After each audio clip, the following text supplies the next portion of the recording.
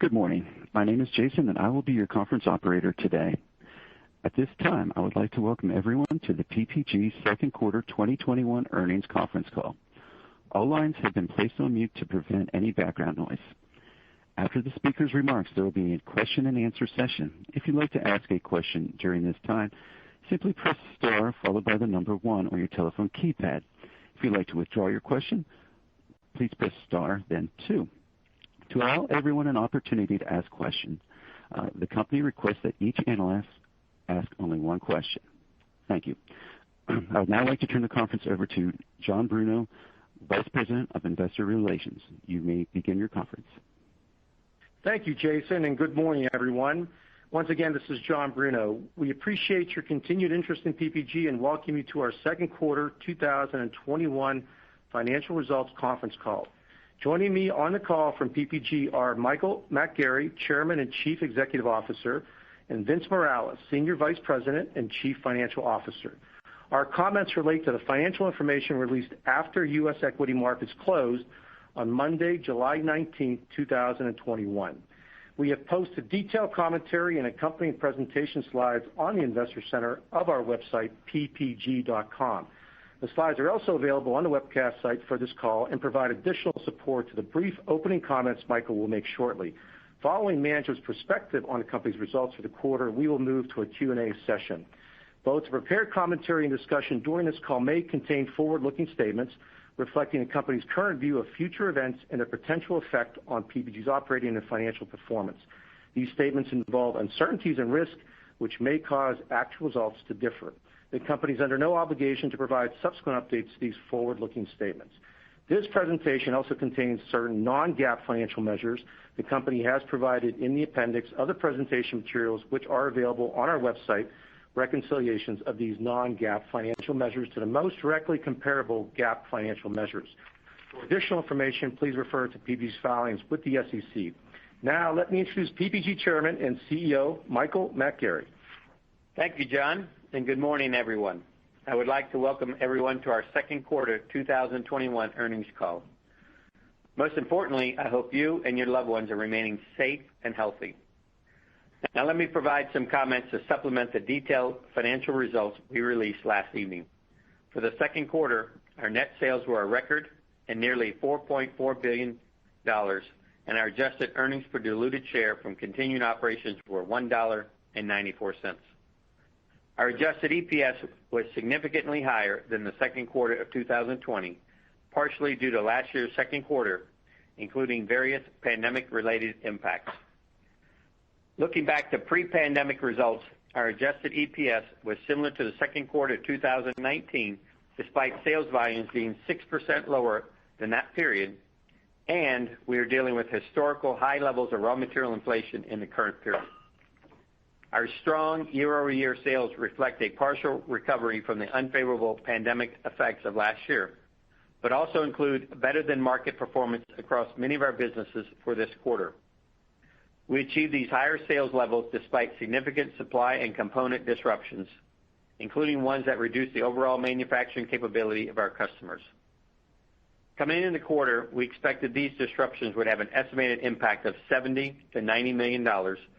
However, the actual impact was much more severe and closer to $200 million. Our adjusted EPS in the second quarter, while near all-time record levels, was below our April forecast. Three main factors impacted the difference.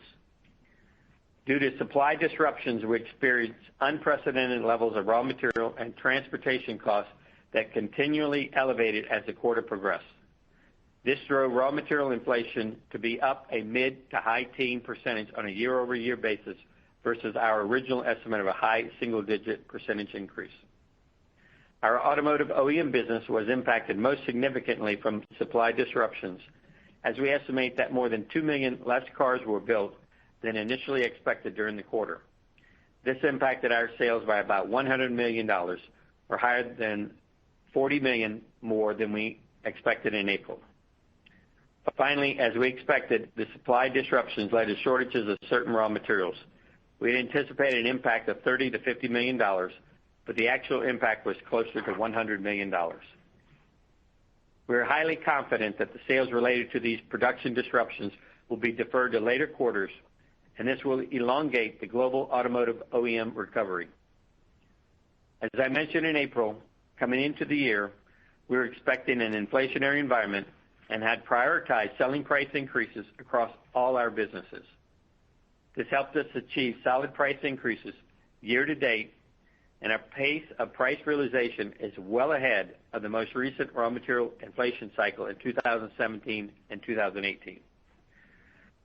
Clearly, this inflation cycle is much higher than anyone anticipated, and we're continuing on a business-by-business basis, working to secure further selling price increases.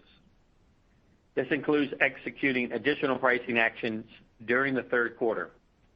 As a reminder, the second quarter of 2021 was our 17th consecutive quarter of higher selling prices.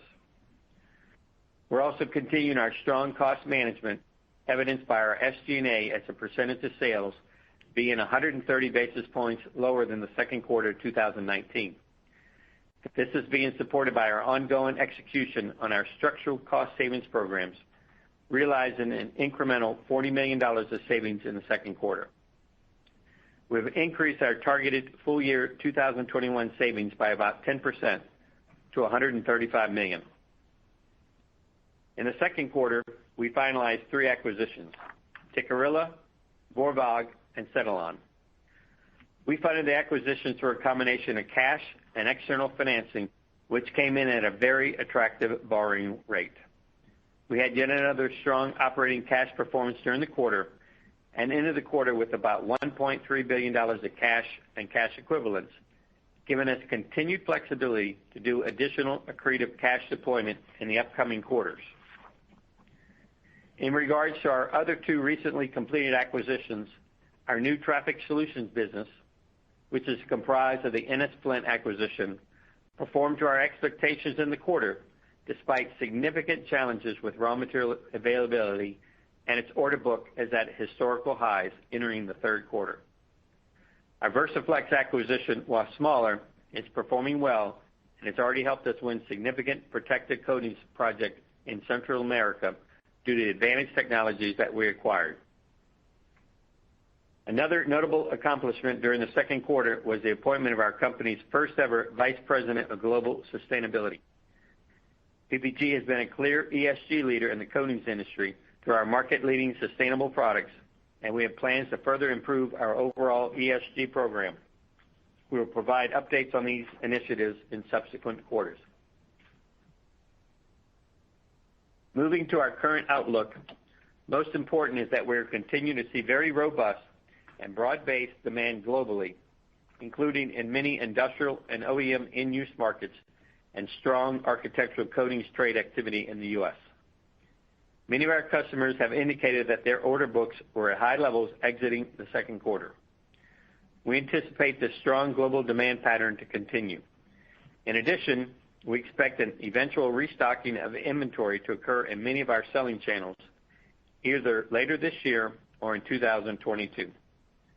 In the near term, we expect some of our customers will continue to be challenged with input or component shortages, so their production capabilities and schedules likely to remain choppy throughout the third quarter.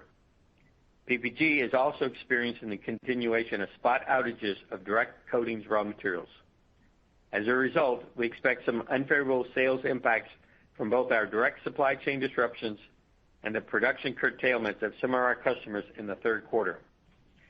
Our current best estimate is that our sales are expected to be unfavorably impacted by about $150 million in the third quarter due to these issues. We expect these sales will be largely deferred to subsequent quarters.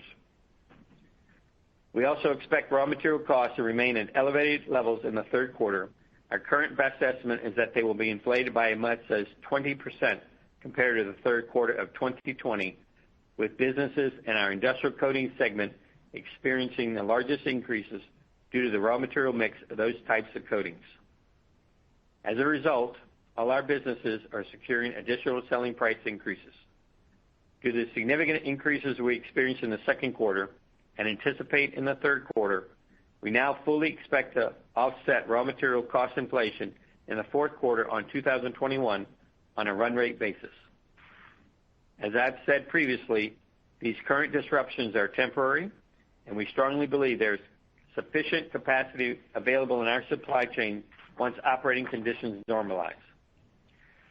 I'm very pleased that we've completed 5 recent acquisitions since December 2020.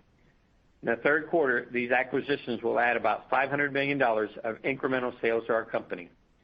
As we continue to integrate these acquisitions, we'll start to realize meaningful synergies that will be a strong earnings catalyst. We're also witnessing domestic flight activity picking up all over the world. This will begin to benefit our commercial aftermarket business in aerospace in the second half of 2021. In the information we posted to our website yesterday evening, we're projecting aggregate sales volumes to be up a low single-digit percentage in the third quarter compared to the prior year quarter, with differences by business and region. Including our acquisitions, we expect overall sales growth to be over 20% compared to the third quarter of 2020. In addition, full year 2021 adjusted earnings, excluding amortization expense and other non-recurring items, is expected to be $7.40 to $7.60, which at the midpoint would be about 13% higher than the adjusted EPS we realized in 2019, despite the significant raw material inflationary pressures we are dealing with this year, and the fact that sales volumes are still not fully recovered from the pandemic when compared to 2019. Finally, I'm very pleased that our board recently approved a dividend increase of about 10%. Our September payment, coupled with the anticipated payment of a similar quarterly dividend in December, will mark 50 consecutive years of annual per share increases in the company's dividend. This is another testament of our company's legacy of consistently rewarding our shareholders and the confidence that the board and I have in our ability to continue to generate and grow our operating cash flow. In closing, I could not be more proud of our now 50,000 employees around the world who serve our customers, our communities, and our many stakeholders. Their dedication and commitment to doing better today than yesterday every day helps assure that PPG continues to protect and beautify the world. Thank you for your continued confidence in PPG. This concludes our prepared remarks. And now, Jason, would you please open the line for questions? Thank you. At this time, I would like to remind everyone, in order to ask a question, press star, then the number 1 on your telephone keypad. And to allow everyone an opportunity to ask a question, the company requests that each analyst ask only 1 question. We'll pause just for a moment to compile the Q&A roster. Our first question comes from Ghansham Panjabi from Baird. Please go ahead. Hey, guys. Good morning. Good morning. Yeah, so I guess, Michael, what do you think is a realistic timeline for the recovery in auto OEM production? I mean, between 2Q and 3Q, that looks to be about $200 million in total. Is this a deferral of a couple quarters, or is it longer than that, just based on what you see at this point? And then just also more broadly, there's been some concern in the market about slowdown in China. Can you just sort of give us a real-time pulse as to what you're seeing in the region? Thanks so much. Well, Ghansham, first of all, I would say that the auto industry continues to have significant demand in all places around the world except for Europe. And we do anticipate Europe recovering, but probably at a little bit slower rate because of the pace of vaccines over there. But I would tell you overall, we're anticipating that there's going to be about 1 million cars less built in the third quarter than we had originally anticipated because of the chip shortage. And right now, if you look at the overall pace of car builds, they're still below peak levels, but demand is recovering. So I anticipate that we're going to have a very strong back half of 2021 and a very good 2022. So from that standpoint, inventories across the lots, whether they're in the U.S. or China, are still at quite low levels. And so I'm still remain very optimistic. From a China standpoint, specifically, inventories are probably in that 40 to 45 day range, which is below average slightly. Demand remains strong, and what's most encouraging to me is that the pace of EVs continues to pick up. And as you know, our positioning on EVs are very strong, and so we anticipate continuing to be above industry build rates in content. And Ghansham, this is Vince. Just to dovetail on Michael's comments, if you look at the automotive OEM, particularly in the U.S., one other benefit we expect to occur later this year or early next year as chips become available is the rental car fleets. The rental car fleets, there's a sparse inventory in those fleets, and so we know those typically account for 10 to 15% of auto builds annually, and we know that 10 to 15% will be higher going forward until they replenish those fleets. More broadly in China, we're seeing a lower growth rate. We're still seeing good growth across many of our end markets. So I think the anecdotal information you referenced is accurate. The growth has come off what was very high rates, but it's still a solid growth rate going forward. The next question comes from John McNulty from BMO. Please go ahead. Yeah, thanks for taking my question. With regard to the raw material catch up and where you catch up with price, and I think you're looking for it. I think you said in the fourth quarter or toward the end of the year. Is that exclusively on price getting high enough to catch up, or do you have any assumptions baked in for raw materials actually coming off from these levels? And then I guess tied to that, anything about the raw material environment right now that's making you think about possible changes to your supply chain and how you might be thinking about that going forward? John, this is Michael. First, I'd say there's no change in how we're approaching raw material. We think this is a temporary dislocation. We've actually been very surprised at the recovery rate in this period. Typically, even if you go back and look at the most severe hurricanes, our suppliers have been able to get online and get back up to full rates pretty quickly. This time, they've been significantly challenged, and it's been compounded by the lack of transportation equipment, not just equipment, but more importantly, drivers. So we've had a number of situations where we had to go out and buy spot material, and it was challenging to get trucks to be able to deliver that because of the inability of some of our suppliers. So if you ask me if there's any change we might do, there could be some additional suppliers brought into the mix to provide us some additional flexibility.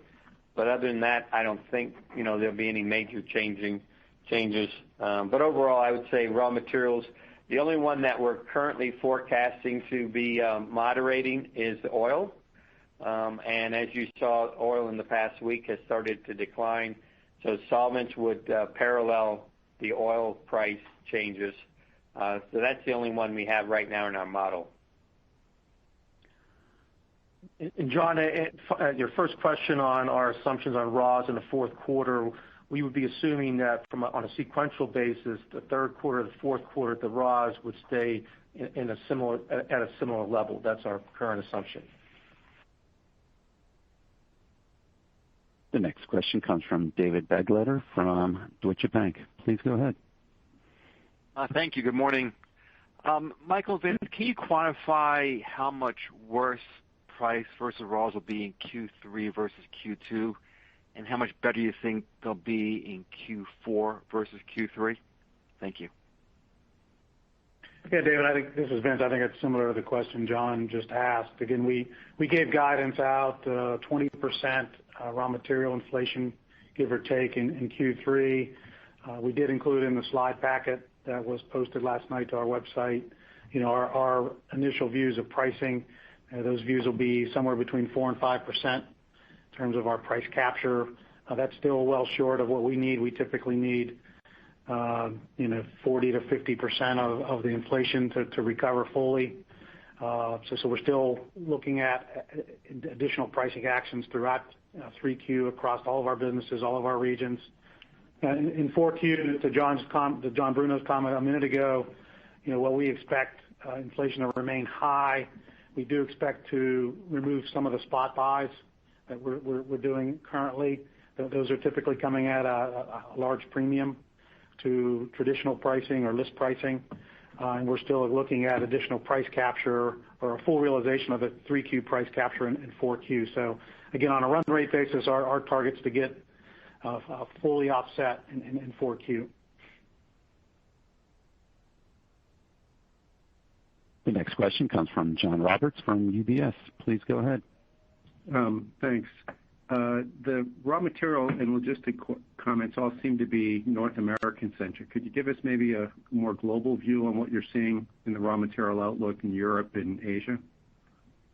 Yeah, John, this is Michael. I would actually say that the Chinese raw material inflation was actually higher. That was driven primarily by epoxies, isocyanates, and so those were the most challenging thing in China. The rapidity or the significant increases that we saw in China have kind of leveled off at this point in time. I would say in Europe, they're also coming up, but not quite the same rate as China. Availability in Europe is better than availability in the U.S., but still not great. Availability in China is there if you're willing to pay for it. So we've been really pushing our customers hard. If they want to buy more than contract, that they need to pay extra for that additional volume. And so from that standpoint, we've been working closely with our customers on this additional raw material inflation. And I would say for Latin America, it kind of mirrors the U.S. market. And John, if I could just add, we are seeing, with ocean-going freight, some of that has been significantly delayed. So even though if there's availability and it's a product that's being ported around, it's not showing up in time. So again, that's exacerbating some of the issues. We expect, again, a lot of these logistical issues to begin to self-correct in the third quarter. Q2, we have to remind everybody, Q2 is typically the peak quarter for a lot of companies, a lot of industries. Q3, things start to moderate in terms of overall global economic demand from a seasonal perspective. So again, we expect some of this to self-correct. Thank you. The next question comes from Stephen Byrne from Bank of America. Please go ahead. Yes, thank you. Wanted to drill in a little bit about the Moonwalk rollout in Europe. You mentioned 750 installations. Can you put that into perspective? Like how many auto body shops are there in Europe? Is 750 just scratching the surface, or is this meaningful? And with respect to the 20% that's new customers, are you primarily targeting new accounts and share gains with this technology? And any comments on the outlook for share gains would be helpful here. Yeah, Steve, this is Vince. If you look across Europe and the U.S., there's thousands upon thousands of body shops. So this is a small percent relative to the total universe. I think for us, what's most exciting is every one of these we can make and get to market is immediately sold. We have a back order, significant back orders in Europe. We're moving this now to the U.S. We are certainly providing our existing customers who value the speed that this provides for their paint shops, who value that productivity. We're providing them with the opportunity to purchase this first, but we do have an allotment of these that are really focused on new customer wins. And I think as we roll out, kind of this 80/20 strategy, we're going to continue to see customer wins around this body shop productivity, which the premium shops, the MSOs prefer. That's their business model. So still early innings here, but we're exceptionally pleased with the traction this is getting, and we'll continue to update you and continue to roll out more Moonwalk devices as we go forward. The next question comes from Mike Sison from Wells Fargo. Please go ahead. Hey, guys. Good morning. In terms of the raw material pricing gap, any thoughts between each of the segments? Are there some segments a little bit better off than in terms of getting pricing and closing that gap? Are there other segments that are doing, might take a little bit more time to get to close the gap?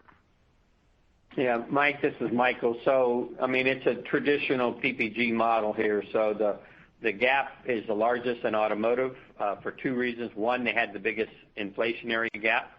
And the second is it's most difficult to get price increases with the automotive guys. But I am very pleased to announce that we have gotten positive price in every automotive region of the world. So we are making good progress there and well ahead of where we were in 2017, 2018. I would say the next inflationary would be our industrial coatings business. They also buy a lot of epoxies, isocyanates, so they would have been hit second most difficult. The business that's impacted the least is aerospace due to the raw material mix we have there. The place that we probably have closed the gap the most is architectural.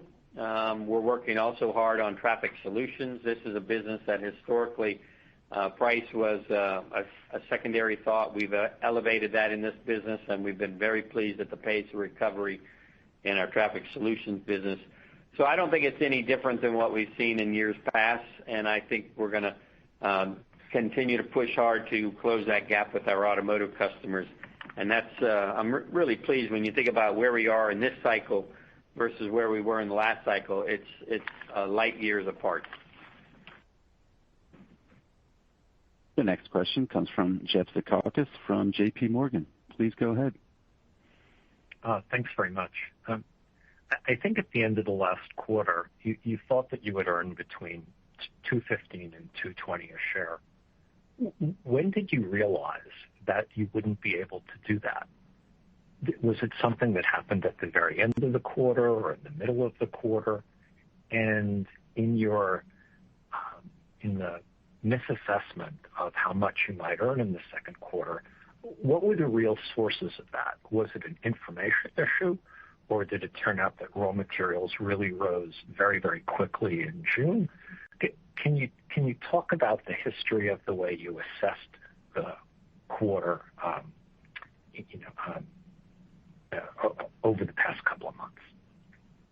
Yeah, Jeff, this is Vince. So if you look at, we came out early in April. We were one of the early reporters in April. It was directly after the weather event in Texas. At that point in time, we were hearing from our suppliers, and as Michael alluded to earlier, that this would be a multi-week startup or restart up. As we progressed through the quarter, and especially in June, we continued to see outages and escalation of raw materials, specifically in the June time period, which is why we're seeing Q3 higher than Q2 in terms of our raw material estimates. We continued to see outages, particularly around transportation. Those outages continued to worsen, especially in June. And our customers continued to have spot production curtailments from their perspective. So as we were in June, we continued to see the automotive market be heavily impacted by chip shortages, and a lot of customers in that particular industry who had earmarked Q3 for some downtime actually took it in Q2. So as we went through the quarter, we saw the difficulties continue to grow. So that really was the timeline. And again, as you look at our guidance for Q3, you could see some of these things are going to certainly carry forward into the third quarter that we were not anticipating. We were anticipating them being rectified some point mid Q2, certainly not even before late Q2. And Jeff, this is Michael. I would say we're disappointed that the raw material inflation continued at such a high level throughout the quarter, and it just seemed to get worse. And when you bank on your suppliers saying they're going to get you 20 trucks and they get you 10, that doesn't help you. So we own up to this raw material inflation miss, and that's our accountability. The next question comes from Prashant Juvekar from Citi. Please go ahead. Yes. Hi, good morning. Michael, given the shortage of raw materials, are you able to make enough paint product? And where do paint inventories stand in the supply chain, in your stores, for example, or in the MSOs in refinish? And if paint inventories are below normal, could there be sort of paint restocking cycle sometime in second half or next year? Can you talk about that? So, PJ, I tried to cover that in our opening remarks. Inventory levels in all our businesses are at exceptionally low levels. You saw that in our working capital numbers. I've actually asked our businesses to share with me the amount of product they made in April, May, June, and versus how much of that went out the door, and virtually everything we made went out the door. So inventories, have gone backwards for us. We see very low inventories in the chain in many of our customers as well. So if you look at our architectural guys, they typically don't carry a lot, but they have even less. If you look at our industrial customers, I've had more calls from customers directly to me in the past quarter than I've had in the past probably 3 or 4 years. So customers have low inventories as well. I do think they will be a restocking. Of course, as you know, in aerospace, inventories, I would say, are at rock bottom because they couldn't afford to buy anything previously. And so they're trying to stock up now ahead of what they anticipate is increased demand. So I can't really think of a single one of our businesses that have any kind of material inventory, either on the shelf or at our customers. And PPG, this is Vince. If you look ahead, we do think, again, there's very good underlying demand in many of the markets that we supply, automotive being a proxy, as we talked about earlier. There's several steps where we see automotive sales continuing for multiple quarters. There's a restock that will take place just to get back to normal safety stock levels in our customers' inventory.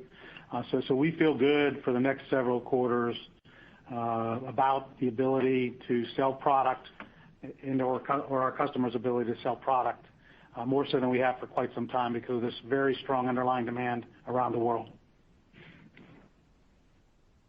The next question comes from Frank Mitsch from Fermium Research. Please go ahead. Hey, good morning, folks. Michael, you mentioned during this call that you maintain enough flexibility to do accretive cash deployment. And so as I'm listening, there's a number of comments in the release and the transcript on this call today that says, you guys are very constructive on your outlook. So I was just curious as to what extent might you be able to be opportunistic on buybacks?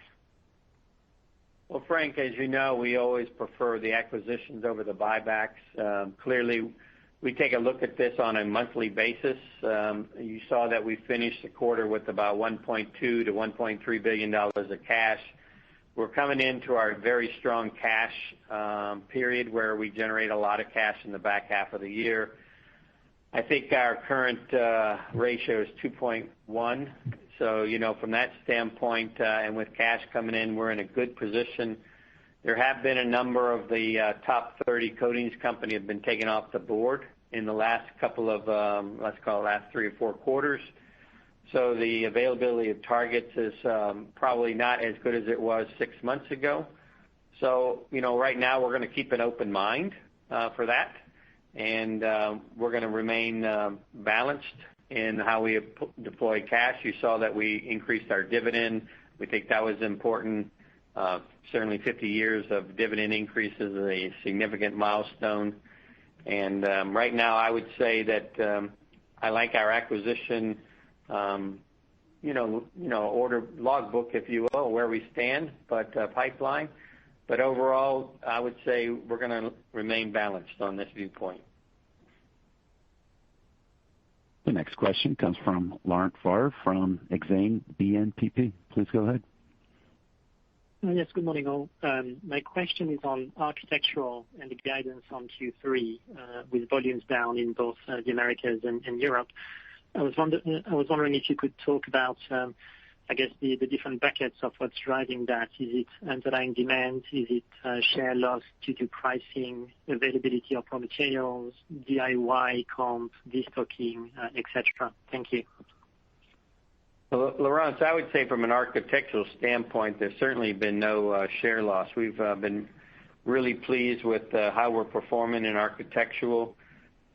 You saw the numbers we reported in both Europe and the U.S., strong numbers. So from that standpoint, what we're looking at is a shift as we anticipated would eventually happen of people moving from DIY to trade as people start to go on vacation and start to spend their money. They're going to hire professionals to come in and do that. We see our trade order book increasing to offset the weakness in DIY. What I would point out is DIY is still well above 2019 levels. When you combine the two, we're pleased with the outlook on where we stand. I think the outlook we gave for the third quarter for architectural is quite strong. We are pleased with the performance of the business. Yeah, Laurent, I would add, this is Vince, I would add, we are still in the third quarter expecting to experience shortfalls for coatings raw material supply. It is moderating our ability to supply some of our key products, especially on the U.S. side, so trade and DIY. That is one of the limiters we do have in terms of our sales outlook. The next question comes from Vincent Andrews from Morgan Stanley. Please go ahead. Very much. Just wondering, we're halfway through 2021. Maybe you could give us an assessment of the cost that came out with COVID, the cost that you were able to avoid, as we're now halfway through the year. Do you have a sense of, any better sense of how much of that's going to come back and when? Yeah, Vincent, this is John. We think we're kind of at parity now. There might be some travel and entertainment, just some modest stuff that comes back as things continue to open up. We felt that on an annualized basis that we could bank. We said on a quarterly basis, $25 to $30 million of temp savings. We had another $30 million of benefit in the second quarter. I think this is something we probably won't talk much more about, because at this stage, I think we've made some of these costs permanent reductions, and now we'll just ebb and flow more with our volume and demand activity. Thanks very much. This is Vince. I do think when you look at our multi-year selling general administrative cost as a % of sales, you can not only see the interim savings, as we call these, dropping to the bottom line, but you could also see, more importantly, the structural savings that we've introduced for a couple of years now, and those are also benefiting us.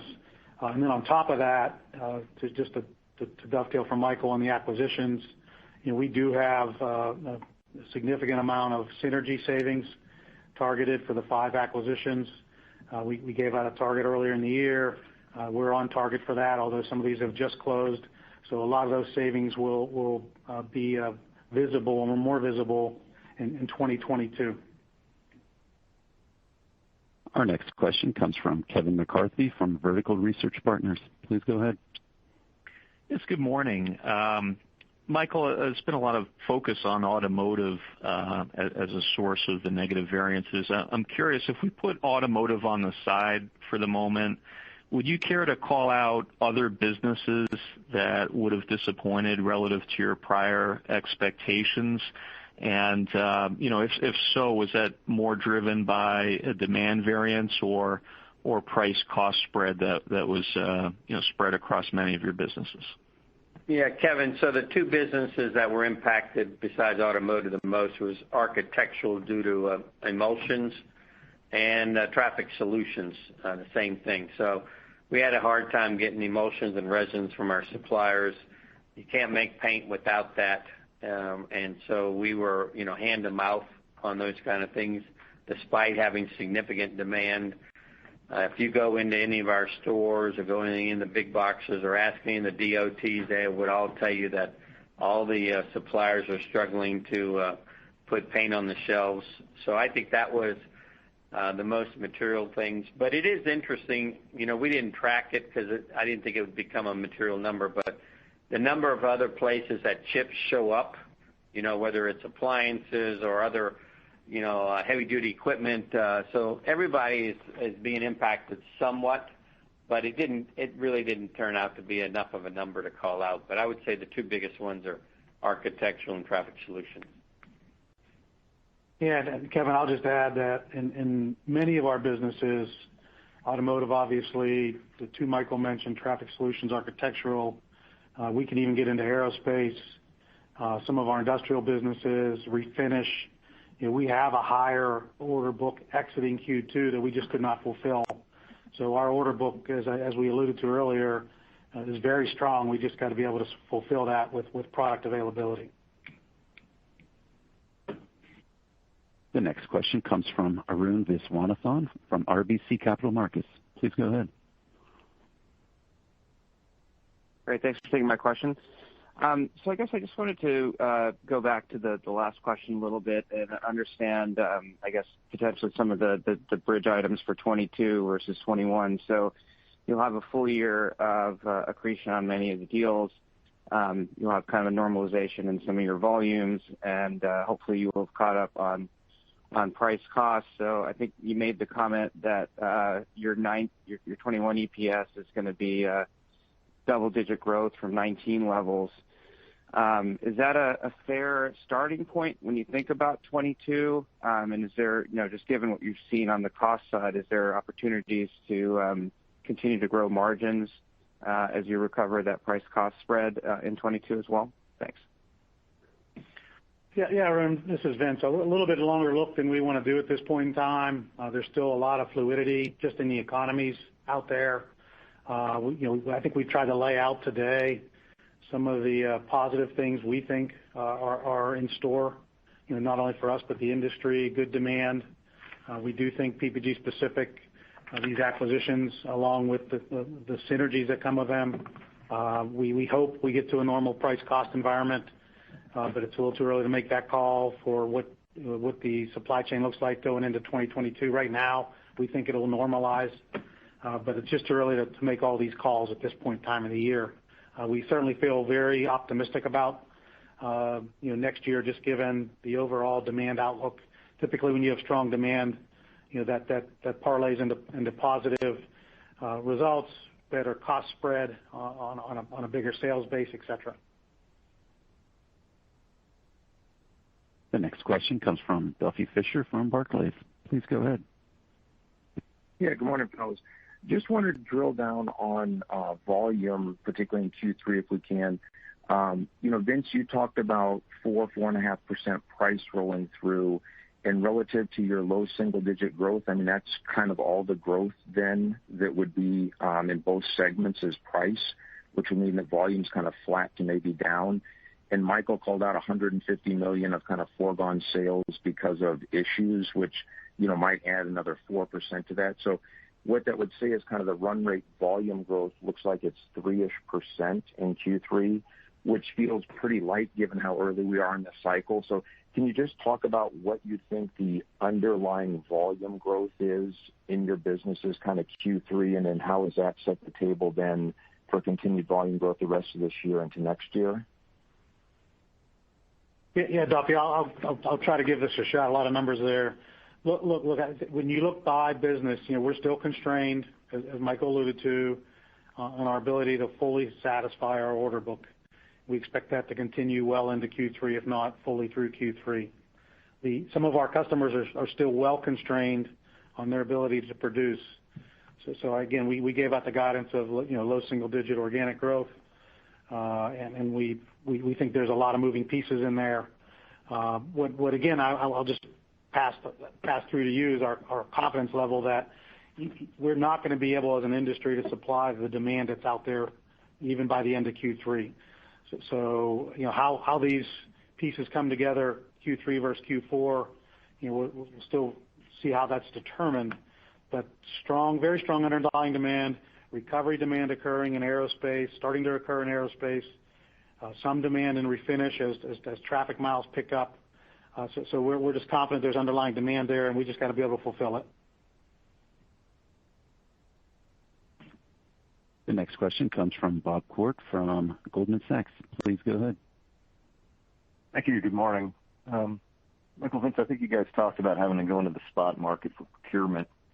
How tolerant are your customers going to be of that as a basis for price hikes and sustaining price hikes then into next year as some of those spot markets start to normalize a bit? What gives you the confidence you can retain those price hikes? And is there any scope for you to use the force majeure impacts that you suffer to somehow pass those along on your own terms with your customers, or is that just something that doesn't happen? Thank you. No, Bob, this is Michael. We have been aggressive in trying to get our customers pay for the additional freight charges that are, if they want to move up orders, if they want to, us to buy from spot people in order to keep them running. We have gone to them and asked them to pay for that. But that's a portion of the overall raw material increase. Even without the spot, we'd have still been, 15 to 17%. So these are real increases. They're seeing them in their own cost structure as well. So they're not able to debate whether or not we're having these things. So as Vince alluded to earlier, we need to get about 50% of the overall increase. And so we've been out there with some very significant increases, and I think we're making a lot of progress in that regard. Clearly, we'd like to have moved faster, but when I look back on 2017, 2018, we're well ahead of that. So I think the customers are very understanding of this, and what it takes is the whole market to move to capture it. And we've been out early and often, and we'll have to continue to do that in 3Q and 4Q. And Bob, I'll just add that most of our customers are facing similar issues beyond just coatings, and they're trying to supply their customers, and they're short of product as well. So this is a pervasive issue that's well known across the materials and industrial spaces. And our customers are seeing inflationary pressures from a variety of different industries. We're one of those industries, of course. And so again, the acceptance level, as Michael alluded to, is higher today than it certainly was in past cycles. The next question comes from Mike Harrison from Seaport Research Partners. Please go ahead. Hi, good morning. Had a question on the aerospace business. Within the aftermarket business, do you have situations where some of these aircraft have been mothballed for several months and they need significant maintenance or even repainting before they return to service? Maybe just talk a little bit about how that aftermarket business recovery is playing out. Yeah, so the easy one is on the repaint side. They don't need repainting per se, but if a customer had returned planes to the lessor, those planes, they'd be returned in a white format. So we have been painting a lot of planes white during the pandemic. Now we're not painting any white right now because they're going to be returned to service. So there will be a pickup of that. Also, what we historically find is after events like this, you will see some rebranding being done. So we're anticipating that will also happen maybe in 2023, 2024. But overall, right now, when you take a plane out of storage, if it was properly stored, there is some maintenance they need to do on it before it goes back into service. But then they don't have to do the big heavy checks that they do at the big maintenance cycles. But overall, inventories are exceptionally low. Our order book or I should say our book-to-bill ratio has improved significantly in aerospace. Our backlog has increased. And so right now, the biggest challenge we have in our aerospace business is labor, making sure we get enough qualified labor to work in the plants to be able to get the product out the door. So we're feeling very, very good about aerospace on the MRO side. We're not there yet, obviously, on the OEM side. Builds are picking up slightly on the 737. They're picking up slightly on the A321. But for the bigger birds, they're not picking up at all, and we don't anticipate seeing that range pick up until 2023 time period because of a lack of international flights. Again, if you'd like to ask a question, press star, then the number 1 on your telephone keypad. The next question comes from Jaideep Pandya from On Field Investment Research. Please go ahead. Thanks a lot. Just a question really around the logistics. So obviously there's a significant increase in container rates out of China.